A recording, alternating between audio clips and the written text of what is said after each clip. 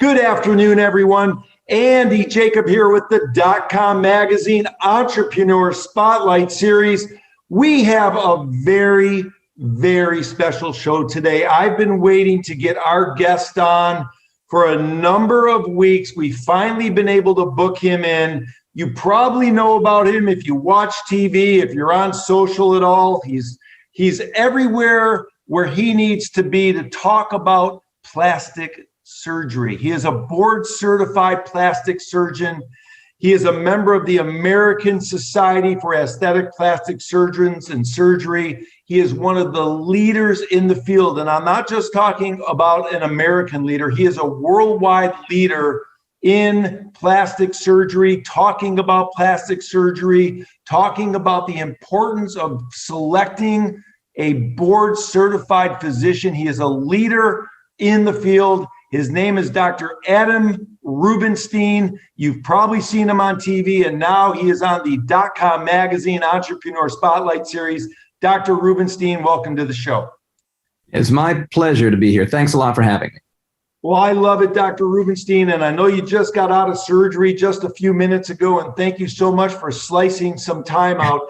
Dr. Rubinstein, in the world today, and let's just focus in on America just for a minute, there's a lot of surgery going on that probably are not being done by board certified surgeons and people that really have the expertise to take great care of their clients. Maybe you could just talk on that a little bit and tell us why that's so important in not only, the world of plastic surgery, but in your world as a leader in talking about how important that is. Well, people sometimes take this too lightly. And again, thanks for having me on. This is all important stuff. And I'm glad we get the chance to talk about it because you can't talk about this enough. And getting that message out there may really help someone and potentially save a really bad situation, maybe save someone's life. So when you're thinking about having plastic surgery, you really ought to be looking for someone who's properly trained. If you needed a cardiac bypass, you wouldn't go looking for the cheapest deal or anybody that could do it. You'd be looking for a qualified cardiac surgeon.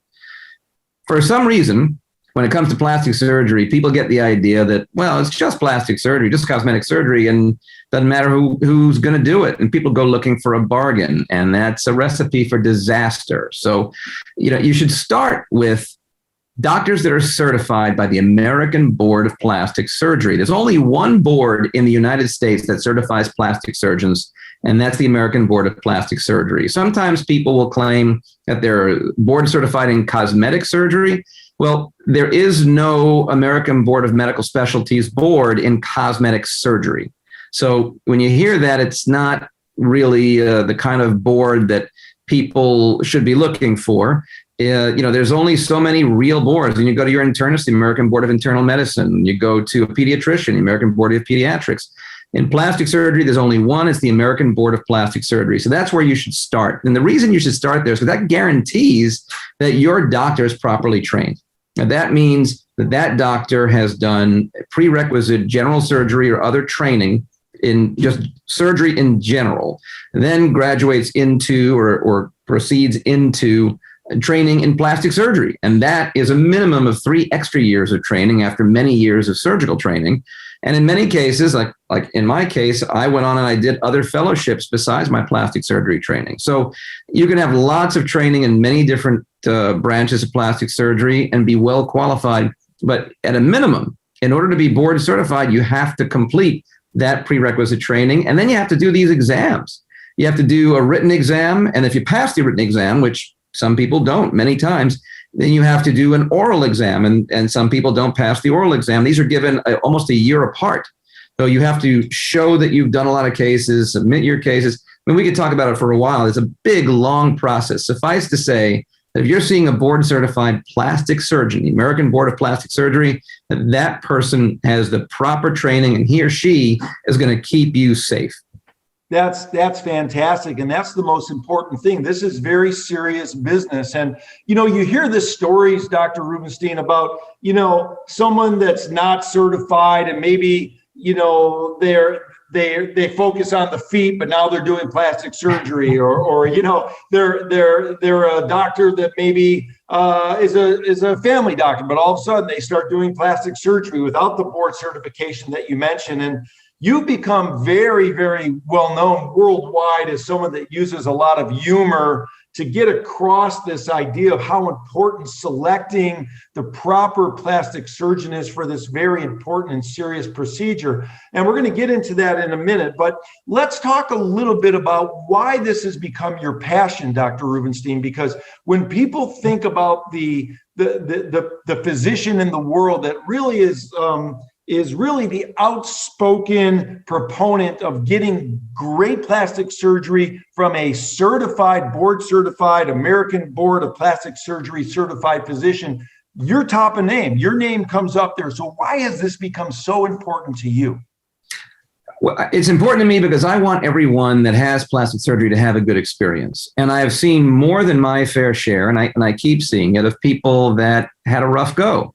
And more often than not, it's someone that really unwittingly ended up in an office where they thought they were seeing a plastic surgeon and they weren't. You really have to be careful in the questions you ask and how you look people up. And it's difficult. The public just doesn't know.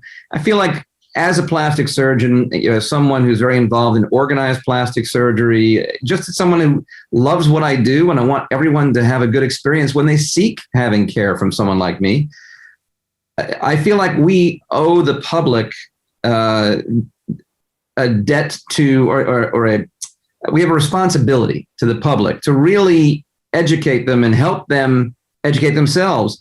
And it's not easy. So it's actually quite easy to end up in the wrong situation. So that being said, we have to be the shepherds. We have to be the ones that can say, listen, here's what you look for. This is where you can find it. And that's what's going to keep you safe. And I'm happy to say my professional societies, the American Society for Aesthetic Plastic Surgery, the Aesthetic Society, the American Society for Plastic Surgeons, are very dedicated to getting that message out there. But these are relatively small organizations that, we can't do it without shows like yours and helping us spread the word. That, to me, it's so important just to know that my profession is providing the right type of care. People are having good experiences, getting great results. And that's what it's about. I do this because I want people to feel better about themselves, want to help them get comfortable in their own skin, no pun intended. And, it doesn't work out that way for everybody. And some of that is preventable. So I think if everyone's educated, then we'll have less of these disasters. And, I feel like it's part of my job, part of my responsibility as a plastic surgeon to help people, no matter where they're going to go. And I'm not talking about just people that come to see me. Hopefully, I've been able to counsel and help and educate thousands and thousands of people through social media and other appearances. I hope that information has helped people know what to look for, know where to look. And, I'm continually working on ways to expand that and help it. To me, it's very important that I do what I can, not only to help my own patients, but to help just the patients in general be able to navigate this road, because it's not always easy. Yeah, I hear what you're saying, Dr. Rubinstein. And obviously, you're known as a physician with compassion and modesty and kindness. And there's also another side of you on social media that's trying to get the word out in a way that's meaningful to people that's watching it. And we're going to talk about that momentarily. But let's talk about your practice, because I know that it's very hard to get in to see you. I know you have so many people that want to come see, you for their plastic surgery and the various procedures that you offer. But what about the people that made the bad decision, that perhaps went to someone and their job just did not go as well as what they expected? Maybe they picked the wrong physician. Maybe they weren't board certified. Maybe it just did not work out as well as they would have liked. Do you have that part of your practice as well, where you see these people that sort of had a job that was, I guess, call it botched, and then they come to you to sort of clean up the work and fix it up for them? Absolutely. And as I mentioned earlier, I see, in my opinion, I see way too many of these. And there's too many cases that probably shouldn't have happened, but did. And just unfortunate outcomes. Sometimes, look, bad things happen in the best of hands. My patients will have a complication every now and then. In the world's best surgeons' hands, patients will have complications. But when you put yourself in a good situation, you're diminishing those chances. You're giving yourself the best chance to have a great result. But if you put yourself in less than desirable circumstances, there's a good chance you're going to end up coming to see somebody else later. And in my practice, I see, unfortunately, a lot of that. And I'm happy to help people. I'm happy to try and do these corrective procedures, and we do them quite often. And it's a challenge. I enjoy the challenge. I talk about this a lot in different outlets, and I should really charge more for doing these kind of revision procedures, because they're harder. They're technically more difficult. There's more to think about. It's a more difficult operation. But as I mentioned before, I want everyone to have a positive experience. And when I see someone that had a lousy experience, it bothers me. So I end up discounting my fees to try and help someone who's already come out of pocket, already had a procedure, and now they're in a tough spot. So just out of empathy, I end up trying to give people a break, and I probably should work harder. As a matter of fact, in terms of giving people a break, I see, people will send me through social media or email, they'll send me their stories about what happened. I have a program that, not on any regular interval, but periodically, when I see a case that's just a real tearjerker, just wrenching your heart, my program is called Turn the Page, and I will choose every now and then a case and offer to correct it at no charge to the patient. That's unbelievable. And that's part of this compassion that I was talking about that you're known for, as well as your modest approach to what you do, and of course, how kind you are. And on the other hand, of course, however, you want to make sure that people make the right decision. So sometimes, there's a few ways to do that. One way is you can talk about it on a show like this, or you've been on Inside Edition and a lot of other, national and international shows. But you have this very unique and interesting way to get your point across on social media.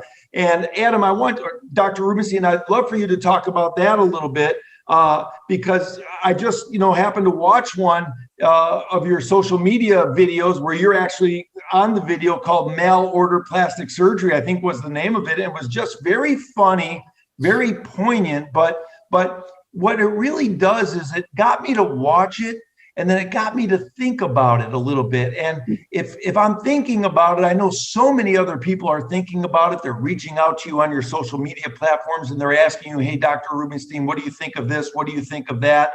What's your recommendation? What's your suggestion? Or, you've really impacted me. I was going to go to this physician that wasn't board certified. Now I've changed my mind, and I'm going to one that is board certified, let's say in California or New York or Maine or Washington, wherever you are impacting people. So how did you come up with this idea to get across on your social media platforms this important information with such sort of a unique, funny video opportunity that you've been able to put in so successfully on social media?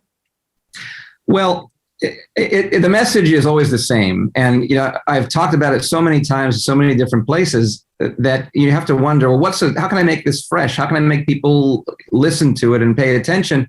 I mean, frankly, it's kind of a boring story to listen to unless you're looking to get something done, and then you get educated. But I wanted to freshen it up and find a way that's relatable. And more than that, you hear these stories of crazy things.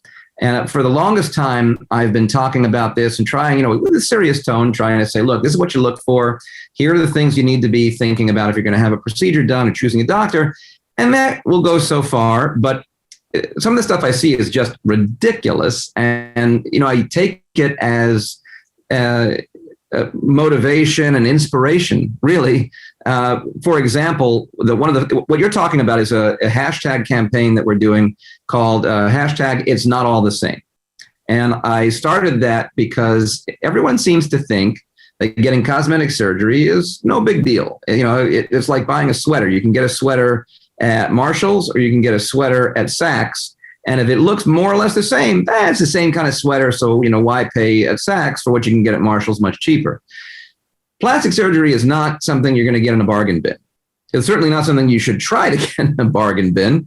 And people look at it that way. And that's why you end up seeing people that go to see pediatricians and gynecologists to get their liposuction done. Oh, well, it's just liposuction. So I started this, I want to get the message there that it's not all the same.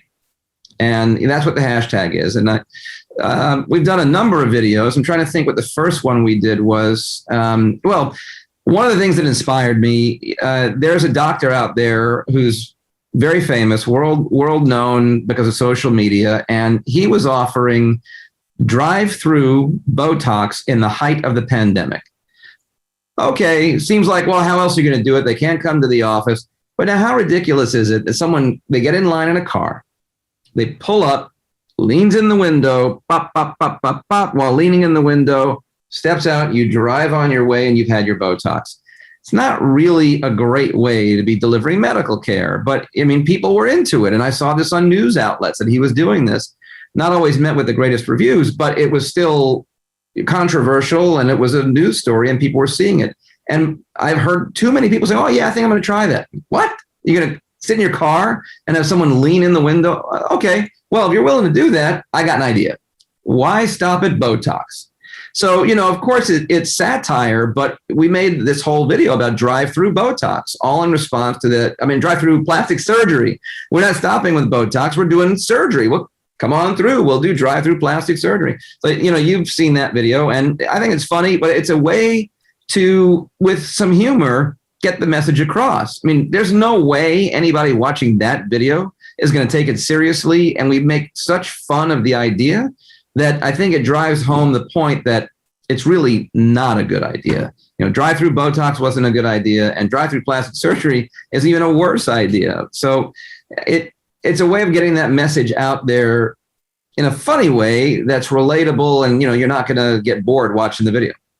Yeah, it makes all the sense in the world. Hashtag, it's not all the same. Dr. Rubinstein, you've got the Turn the Page program, which is remarkable. You're helping some people in that regard as well, helping to change their lives by fixing and changing some surgeries that they've had that did not go well. And that's really, really a beautiful thing. Now, when we think about what you do in the office, I would imagine there's been a number of changes through even technology over the past 10, 20 years when it comes to plastic surgery. So how does someone like you, who's so busy, you're on so many talk shows, you're an advocate for what you do, plus you've got a burgeoning practice in Miami where not only are people coming from the local area, but flying in from all over the world to not only, have you work on them, but also fix some of the challenges that they have had from other physicians. How do you stay on top of the newest technology? How does someone like you, who's so busy, stay on top of the newest procedures? That must be very challenging. Well, a couple of things there.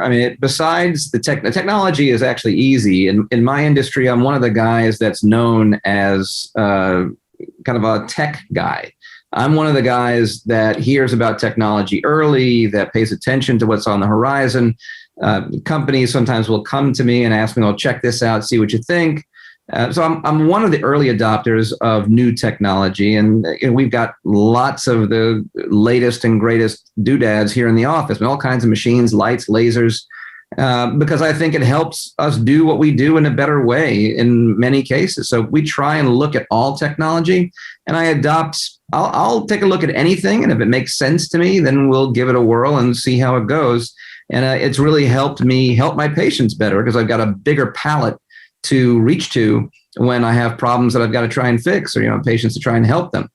Now, when it comes to keeping your eye on the horizon for plastic surgery news, well, that's a little different, and that's actually pretty easy. Anything you want to know, you can set up Google alerts every morning. I have Google alerts for plastic surgery, cosmetic surgery, plastic surgery investigation, cosmetic surgery investigation, plastic surgery death, etc. So I set up all these alerts, and every morning in my email, I've got an email that gives me the top, half dozen links to the stories that light up that alert. Anything that gets published across the internet, I see it. And, that's my morning paper. I skim that, take a look and see, what happened, what's been going on. And it helps keep me really up to date with reporting on anything in my field. And that's been important just to get a sense of not only new technology, but these problems that people have throughout the world, in this country particularly, and really stay abreast.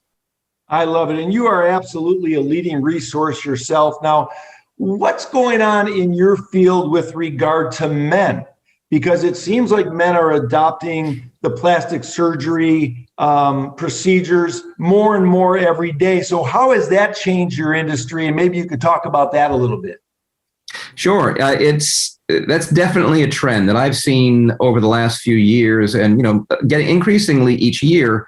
In my practice, I see a lot more than the average practice. I'd say 20 to 25% of my patients are male patients, which is probably double what the average is. The average, I think, is about 10%. So we see more than the average practice with men, and I think that number is going to keep increasing for everybody. The reason is, just in general, plastic surgery procedures are becoming more mainstream. People in general just feel more comfortable with them. You see and hear about them more, and there isn't that taboo. It's also more accessible. It's not as crazy expensive, and it's not just the most wealthy people in Beverly Hills reaching out to the plastic surgeon in secret. Now it's everybody. Everybody is having a little procedure done. I mean, Botox made it something for everyone. So people know about it, and it's not that expensive to have this stuff done. And, men care about what we look like too. So it's not something that's just for women. As we age, men get their little 11s and, the crow's feet. And to a certain extent, there is a double standard, and men can deal with more lines in their face, but we don't want to.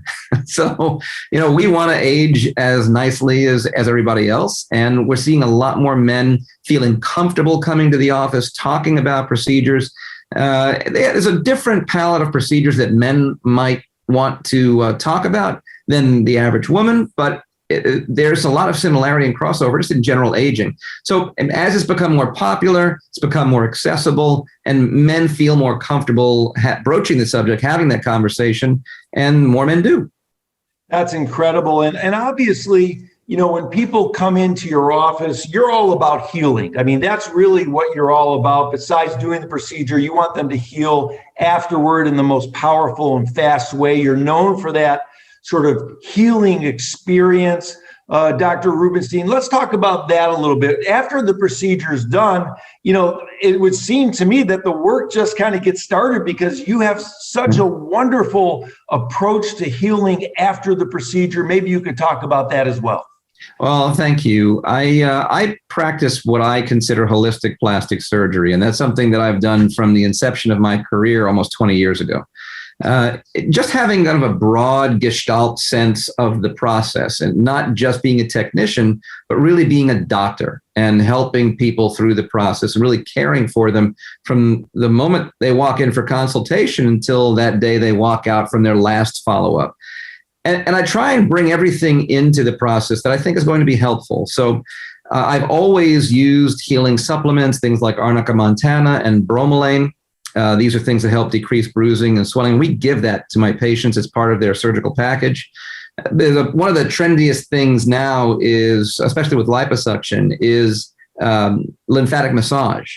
And that's also been a little bit controversial, to be honest. Sometimes what you see as lymphatic massage is nothing related to lymphatic massage.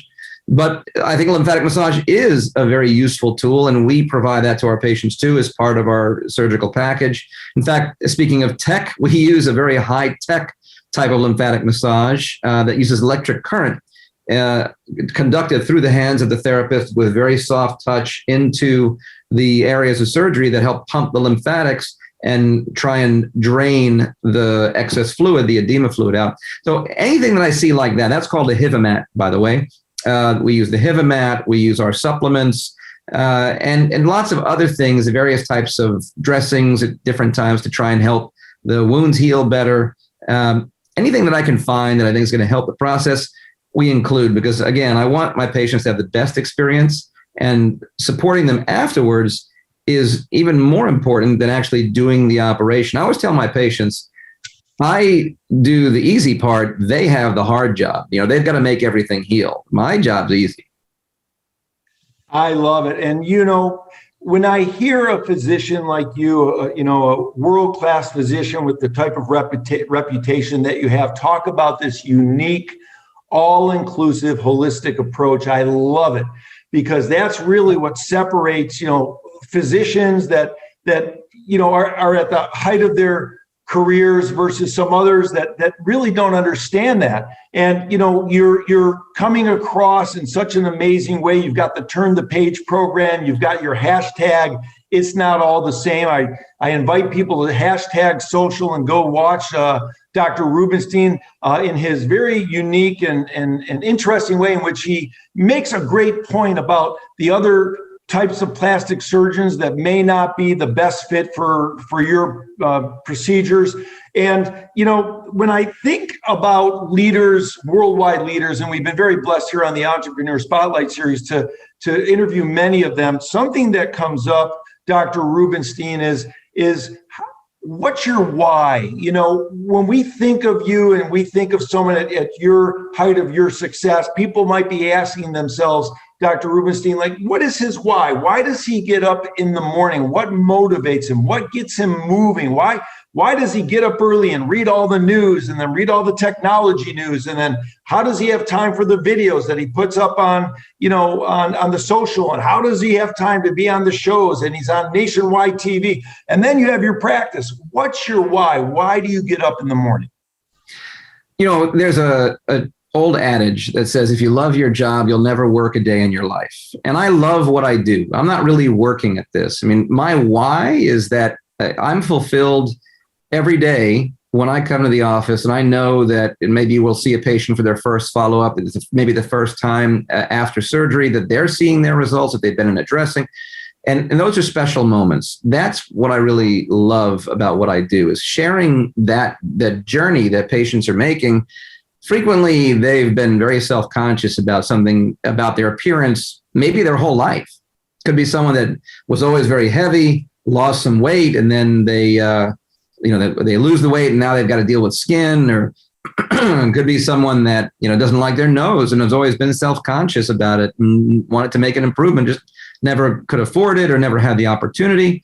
But those moments when we're after surgery, seeing them for the first time, when they might be seeing the results for the first time, that's really special. That, they get a look at themselves, they look in a mirror, and maybe for the first time in their life, they feel a relief, they feel a comfort in their own appearance, in their own being.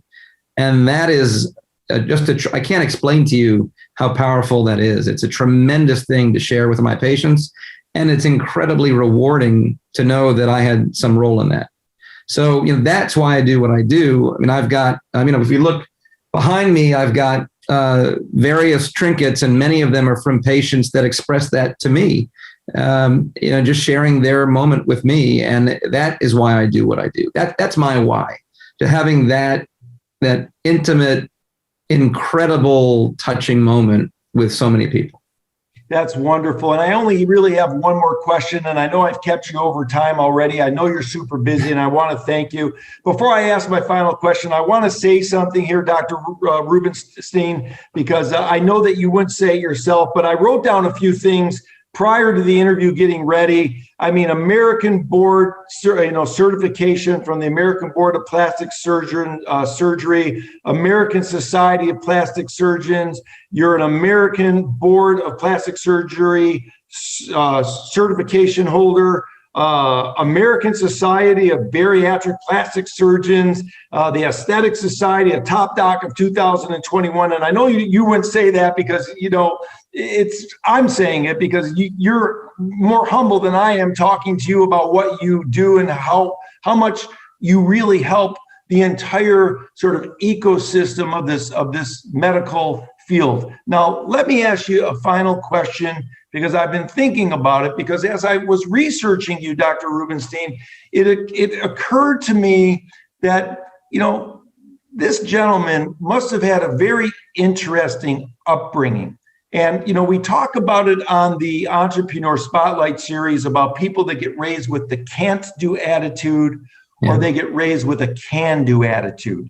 And I would imagine, based on everything that you do and the way that you pack a full day of life into your day, that you probably were raised with a can-do attitude. You were probably raised with that type of attitude where, someone patted you on the back and said, hey, Adam, maybe they called you as a child, you can do this. So was that a defining sort of thought process as you were growing up, that you said to yourself, I can do this, I can do whatever I want to do, and then you made it happen? How did it all work out for you? I think you're really hitting the nail on the head. Not for me. Thank you for all the kind words. And by the way, you can call me Adam. That's fine. I think that is really the key to success in anything. And no matter what your job is, what your vocation is, no matter what you're trying to do in life, I think persistence and understanding that, if you persevere, you can accomplish anything. It may take a lot of work. You may have to wait a while. It may take more than one effort to get something done, but you can get done anything that you really want to. And I was raised that way. My parents are both teachers. And, I grew up with the idea that you can do anything. If you put your nose to the grindstone and do the hard work that it takes, you'll accomplish it. And I've lived my life that way, and it has helped to understand. And listen, nobody has a clear path anywhere. Everyone has bumps and valleys that they have to navigate through and across. And for me, it was the same. I had my trials and tribulations, but I always went through them knowing that, hey, I know what my goal is. I'm not stopping until I get to that goal, whatever it takes. When you hit a roadblock, you turn in a different direction and navigate around it. So I do believe that, and I think you're exactly right. Understanding that you can do anything if you persevere and you put that hard work in, there's no limit. And that I think is what drives this country, the United States, one of the most amazing places in the world. Look what we did with a vaccination in record time. The world was suffering. Our country was dying off in significant numbers. It was very scary.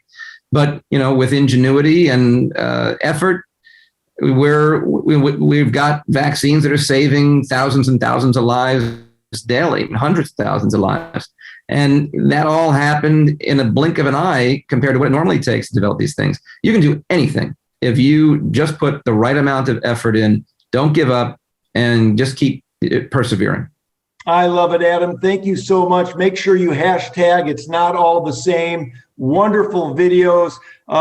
Adam, thank you so much for being a beacon of light in your field. I know that it's just a holistic approach to wellness that you provide your clients. And, when some of those dark sort of practitioners start doing things that, they shouldn't be doing, or not taking care of their customers or their patients, I guess, their patients. We need someone to be a leader. We need a beacon of light. We need someone to expose what's going on so that people can make better decisions. And you never really know how far it's going to go just with someone watching one of your videos on social, because maybe it changes their entire course of their life. Maybe they were going to go see someone and they watched your video and they had a second thought and they selected someone that was maybe an American board certified plastic surgeon instead of perhaps who they were going to go to for the drive-in plastic surgery, as you talk about on your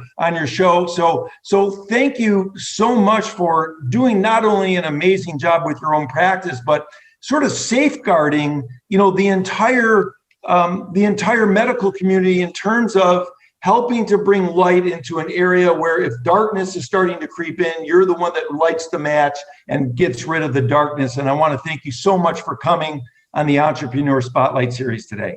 It's been my pleasure. Thank you for having me. And, it's a great opportunity. And I think just in the same way that I'm working hard to try and make people understand these important issues, I can't do that without outlets like you. So I really appreciate the chance to come on and talk with you. I hope that we're both helping a lot of people today.